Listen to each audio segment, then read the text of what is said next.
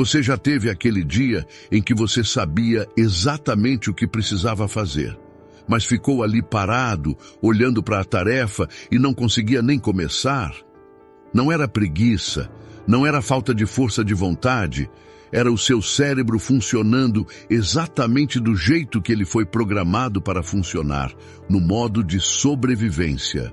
Deixa eu te contar uma coisa que a maioria das pessoas nunca ouviu, mas que muda tudo quando você entende. O seu cérebro não quer que você cresça, ele quer que você sobreviva. E sobreviver na linguagem do cérebro significa fazer o que é familiar, o que é fácil, o que não dói, o que não assusta. Napoleon Hill ensinava que tudo que a mente pode conceber e acreditar, ela pode conquistar. Mas para conquistar, você precisa primeiro reprogramar o sistema interno. Você não luta contra o cérebro primitivo com força bruta. Você o hackeia com estratégia inteligente.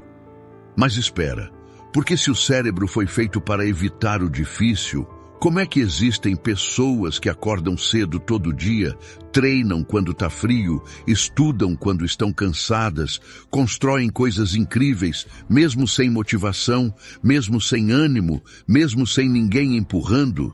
O segredo não é força de vontade, não é motivação, não é disciplina sobrenatural.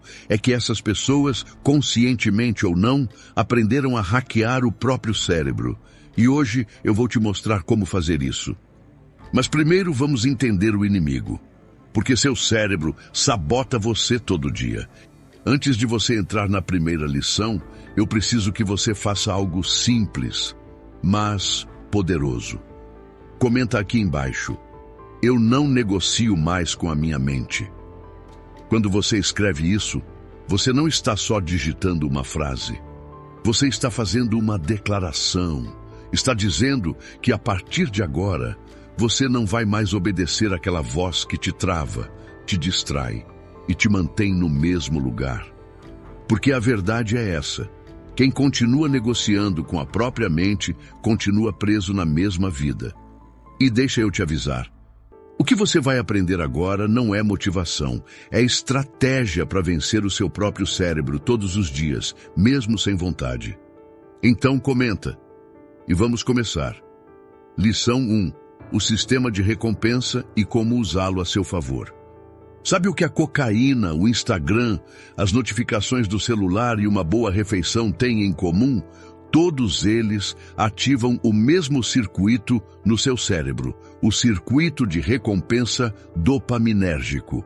É um sistema que existe para te fazer repetir comportamentos que, na visão do eu das cavernas, são bons para a sobrevivência. O problema é que o cérebro moderno foi sequestrado. Ele foi treinado por décadas de entretenimento instantâneo, comida processada e redes sociais para esperar recompensas rápidas, fáceis e intensas. E quando você tenta fazer algo que demora para dar resultado, como estudar, treinar, poupar dinheiro, o cérebro não vê recompensa nenhuma, ele vê apenas dor. Mas aqui está o truque que os neurocientistas descobriram. Você pode criar recompensas artificiais e o cérebro não sabe a diferença. Isso foi demonstrado por pesquisadores do Instituto de Tecnologia da Califórnia. Eles descobriram que a dopamina não é liberada somente quando você recebe a recompensa. Ela é liberada principalmente na antecipação da recompensa.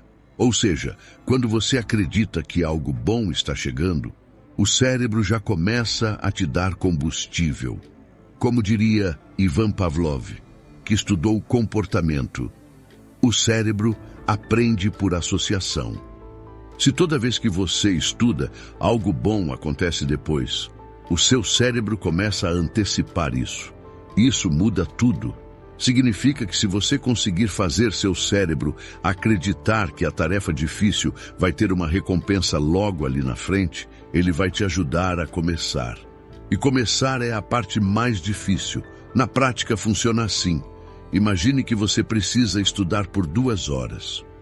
Tudo bem, Você sabe que precisa, mas toda vez que você senta, o cérebro te faz querer abrir o celular, lembrar de alguma coisa que precisa fazer, sentir fome, sentir sono.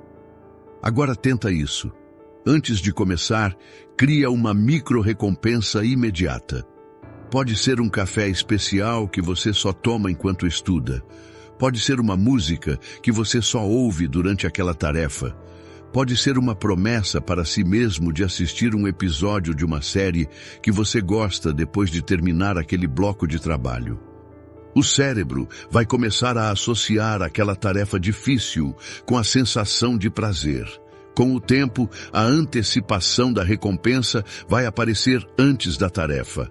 Você vai começar a se sentir motivado para estudar, porque o cérebro aprendeu que estudar precede algo bom. Isso é condicionamento. Não é diferente de treinar um cachorro, só que você está treinando a si mesmo. Comente, eu crio minhas recompensas. E quem declara isso, treina a mente para vencer.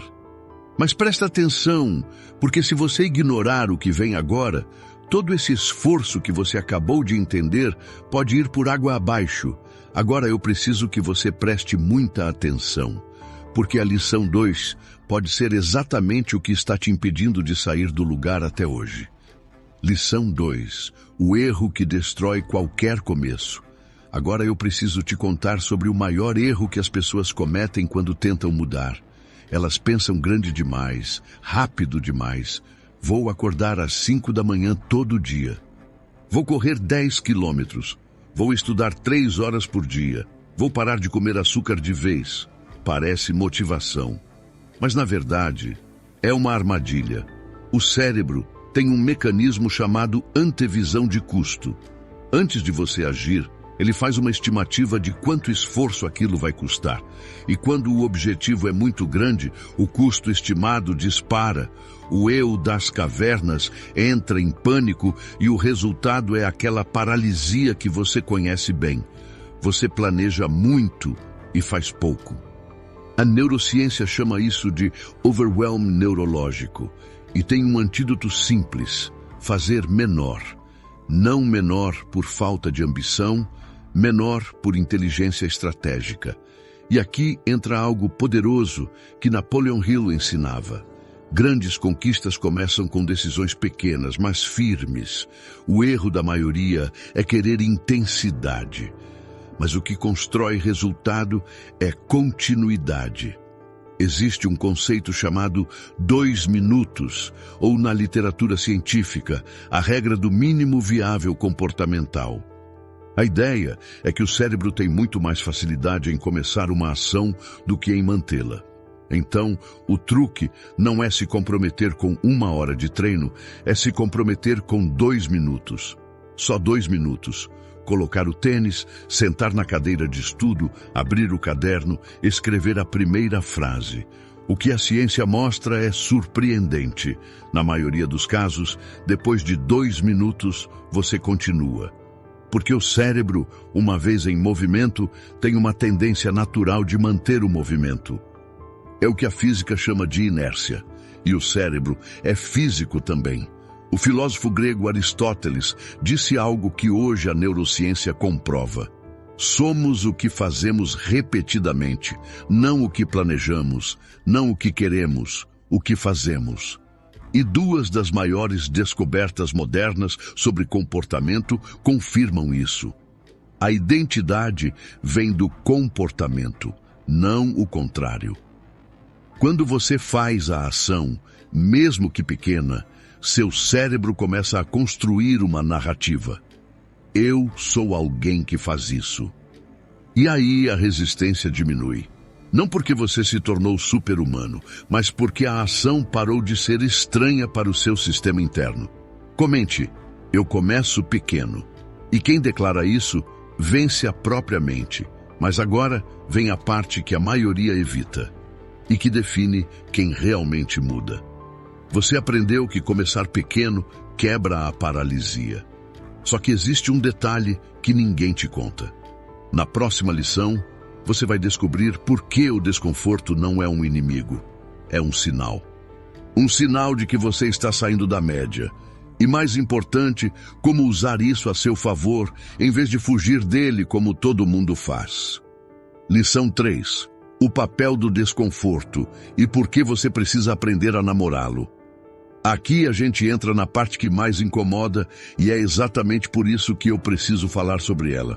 Toda tarefa difícil começa com desconforto.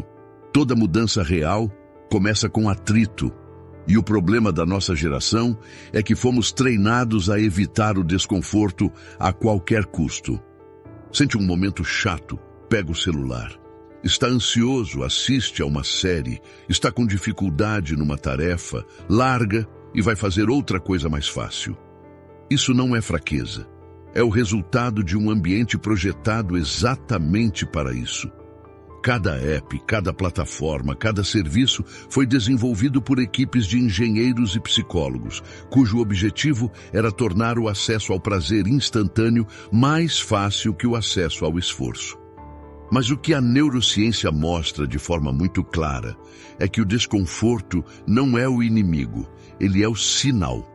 Quando você sente aquela resistência antes de começar algo difícil, aquela vontade de fugir, aquele peso no peito, isso é o seu sistema nervoso dizendo: aqui tem crescimento, porque o crescimento, toda vez que acontece, é precedido por atrito.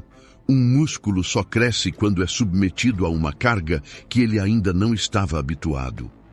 Um conhecimento só se consolida quando você enfrenta a dificuldade de não saber e persiste mesmo assim.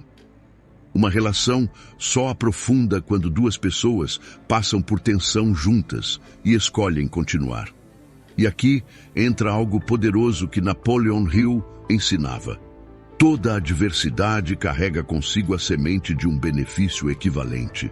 O desconforto é essa semente, mas quase todo mundo desiste antes de plantar. O desconforto não é o muro, ele é a porta. E a ciência tem um nome para o que acontece quando você aprende a atravessar essa porta regularmente: neuroplasticidade orientada. O cérebro literalmente muda sua estrutura quando você repete comportamentos difíceis. Ele constrói novas rotas neurais, fortalece os circuitos de autocontrole no córtex pré-frontal e reduz gradualmente a resposta de medo do eu das cavernas àquela atividade. Em termos simples, quanto mais vezes você faz a coisa difícil, mais fácil fica fazê-la. Não porque a coisa ficou mais simples, mas porque o seu cérebro foi remodelado para encará-la diferente. Comente: eu abraço o desconforto. E quem declara isso, acelera o próprio crescimento. Se você entendeu isso, então você acabou de perceber uma coisa perigosa. Não é a tarefa que está te travando, é a sua reação ao desconforto. E aqui está o ponto que muda tudo. Sentir desconforto não te impede, te prepara. Na próxima lição, eu vou te mostrar como quebrar esse padrão usando uma técnica simples, mas extremamente poderosa, que faz você agir mesmo quando não tem vontade. Lição 4. A técnica do cérebro futuro. Aqui eu quero te apresentar uma das ferramentas mais poderosas que a ciência comportamental produziu nos últimos anos. Ela é simples, mas poucas pessoas usam de verdade. Chama-se visualização prospectiva específica, mas eu prefiro chamar de conversa com o seu eu futuro. Funciona assim. Antes de uma tarefa difícil, você fecha os olhos por 30 segundos. Não para visualizar o resultado final, aquela vida dos sonhos que parece distante demais para ser real. Você visualiza o próximo passo. Você no final daquela tarde, tendo feito o que precisava ser feito. Como você se sente, o que é diferente, que tipo de pessoa você está sendo naquele momento. Isso ativa o córtex pré-frontal, a parte executiva do seu cérebro, e cria uma ponte entre o momento presente e a ação necessária. Estudos da Universidade de Toronto mostraram que essa técnica, quando praticada regularmente, aumenta significativamente a probabilidade de segmento de intenções, que é o termo científico para o ato de fazer o que você disse que ia fazer. Agora, conecta isso com um princípio forte de Napoleon Hill. A mente humana pode alcançar tudo aquilo que ela consegue conceber e acreditar. Mas aqui vai o complemento que pouca gente entende. Não basta imaginar o topo, você precisa imaginar o caminho. Porque é no caminho que a maioria desiste. Mas tem um detalhe crucial que a maioria das pessoas erra. A visualização só funciona se você incluir os obstáculos. Se você imagina só o sucesso, o cérebro interpreta como se já tivesse acontecido e reduz a motivação de buscar. É por isso que às vezes você sonha muito com algo e aí vai fazer e não sai do lugar. O cérebro ganhou o troféu na imaginação e não vê mais necessidade de ir buscá-lo na realidade. A técnica correta é essa. Imagina o resultado que quer. Depois, imagina os obstáculos que vão aparecer no caminho. Depois, imagina como você vai responder a cada obstáculo.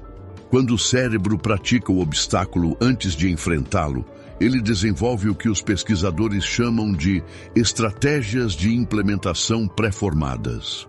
Na hora que o problema aparece de verdade, a resposta já foi ensaiada. O eu das cavernas entra em pânico com menos frequência porque aquilo não é mais completamente desconhecido. Você já passou por aquilo antes na sua cabeça e sobreviveu. Comente, eu ajo como meu eu futuro. E quem declara isso, encurta o caminho do sucesso. Se você achou que conversar com o seu eu futuro já era poderoso, o que vem agora muda o jogo de verdade. Porque não adianta saber a técnica se o seu dia a dia continua sabotando tudo em silêncio. Na próxima lição, você vai entender como pessoas comuns estão reprogramando o próprio cérebro na prática. Não em teoria, não em momentos de motivação, mas no cotidiano, onde a maioria falha. Lição 5. O cotidiano de quem hackeou o próprio cérebro. Eu quero te mostrar como isso parece na vida real. Não na vida de um atleta olímpico, não na vida de um CEO de bilhões, na vida de uma pessoa comum, com trabalho, com casa, com filhos, com conta para pagar. Tem uma mulher chamada Andréia. Ela tem 34 anos, trabalha 8 horas por dia, chega em casa exausta, ainda tem que dar atenção para os filhos, fazer janta, limpar e ainda sonha em aprender inglês. O antigo jeito de tentar, motivação de domingo à noite, plano ambicioso, começa na segunda, na quarta já parou. Depois de entender o cérebro, ela criou um ritual de 2 minutos. Todo dia, depois do jantar, antes de qualquer outra coisa, ela abre o aplicativo de inglês por 2 minutos, só 2, sem compromisso com mais do que isso. O que acontece? Na maioria das vezes, ela fica mais porque a inércia toma conta, mas mesmo quando ela não fica, aqueles 2 minutos aconteceram e o cérebro registrou. Eu sou alguém que aprende inglês todo dia. Esse princípio conversa diretamente com algo que Napoleon Hill ensinava. Você se torna aquilo que ocupa sua mente com mais frequência. E aqui vai a tradução prática disso. Se você ocupa sua rotina com pequenas vitórias, você constrói uma mente vencedora.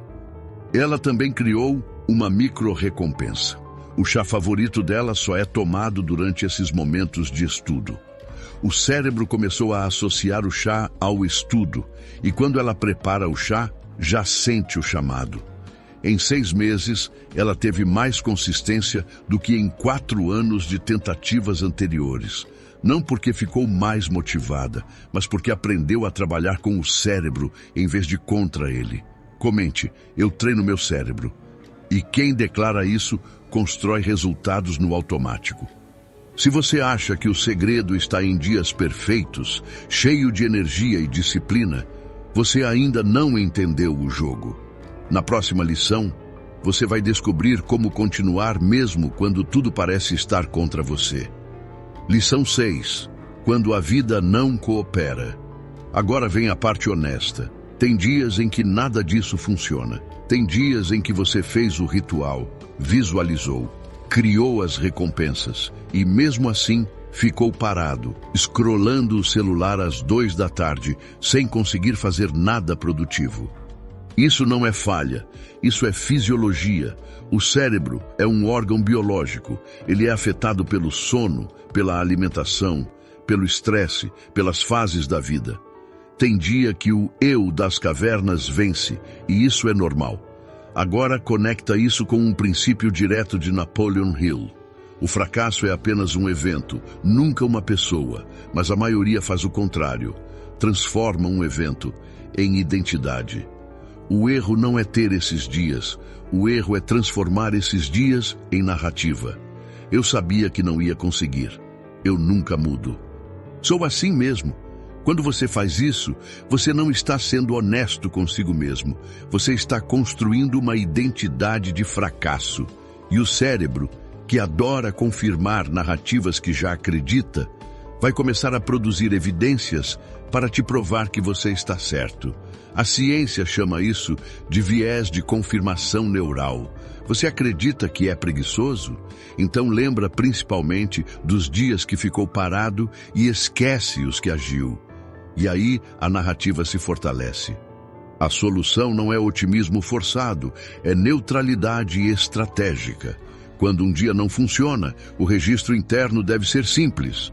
Hoje não saiu, amanhã é novo sistema. Não dramatiza, não comemora a falha, registra e segue.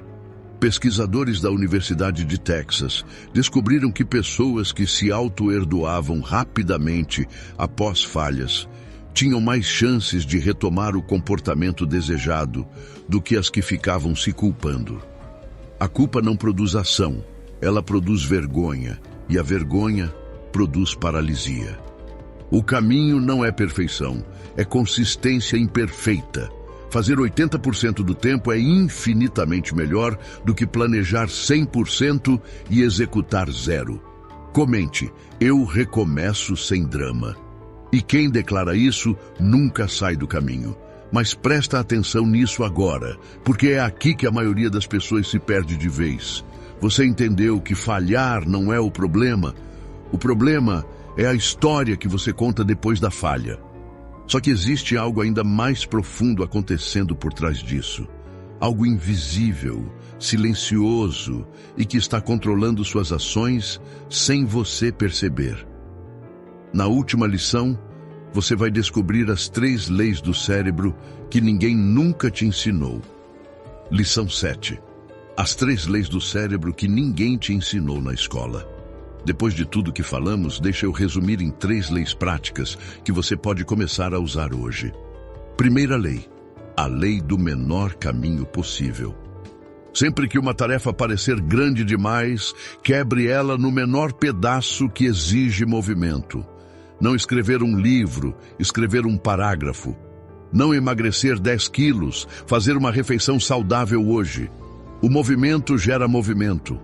O menor passo é o mais importante, porque ele derrota a paralisia inicial. Segunda lei, a lei da recompensa antecipada. Antes de começar qualquer tarefa difícil, coloque uma recompensa logo à frente, não distante no futuro, imediata. O café especial, o episódio depois, o elogio que você vai dar a si mesmo ao finalizar. O cérebro não sabe diferença entre recompensa real e recompensa prometida. Use isso. Esse princípio foi amplamente estudado por pesquisadores como Wolfram Schultz, mostrando que a dopamina aparece antes do prêmio, não depois. Ou seja, se o seu cérebro acredita que algo bom está vindo, ele te ajuda a começar. E começar é a parte mais difícil. Terceira lei. A lei da identidade construída. Não se pergunte como posso me sentir motivado para fazer isso. Pergunte que tipo de pessoa eu quero ser e haja como essa pessoa agiria, mesmo que por 2 minutos. Porque a identidade não vem antes da ação, ela vem depois. Você não age porque é disciplinado. Você se torna disciplinado porque age repetidamente, de forma imperfeita, mas constantemente. Então, o que a neurociência está nos dizendo no fundo de tudo isso? que você não está quebrado, que a sua dificuldade de começar, de manter, de se mover em direção ao que importa, não é defeito de caráter, é o resultado de um sistema nervoso que foi otimizado para um mundo que não existe mais. Um mundo de savana, de predadores, de escassez. Mas você não vive na savana, e você tem algo que o Eu das cavernas nunca teve. A capacidade de entender o próprio sistema e reescrevê-lo. Aqui entra um princípio poderoso de Napoleon Hill. Você se torna aquilo que pensa e faz repetidamente. Mas aqui vai o complemento realista.